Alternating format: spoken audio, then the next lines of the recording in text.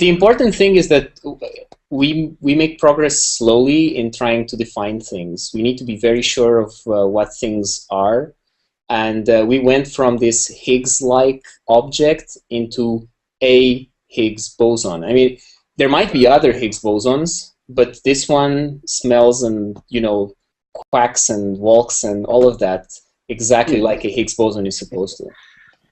So you're saying we don't like it anymore? Well, it's I'm not a native English speaker, so that's sort of. So we were calling it very cautiously. We were calling it the Higgs-like boson, and the reason for that was because we hadn't really measured a lot of its properties. Right? We knew its mass. We found something. It had a very large 5 sigma, and then it grew even more significance. We knew we had something. We knew it was a boson because. That's right. Yes. Right? And it looked like we expected a Higgs to look like, but we still just couldn't be exactly sure. Exactly. Now, Tara, she's not supposed to know all of our physics. She's from LHCb, but she knows about the Higgs as well.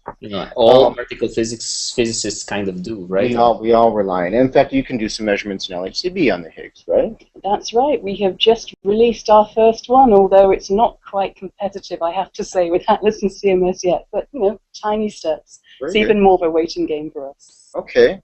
So maybe Pauline is with us. She was at the conference last week. She reported live from La Tuile, I think it was. Hello, Pauline.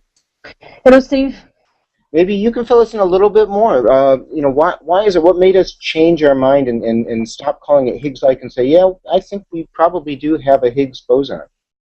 Well, last week at La Tuile at the conference in Morillon, it was really interesting to see new results presented by both experiments working on that. Atlas and CMS collaborations have been making lots of measurements.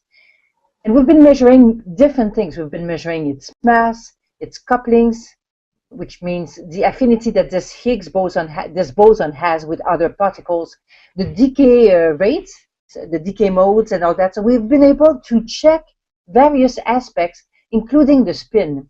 And the spin was really one thing that really allowed us to tell the difference between a Higgs boson, say, and a graviton, for example.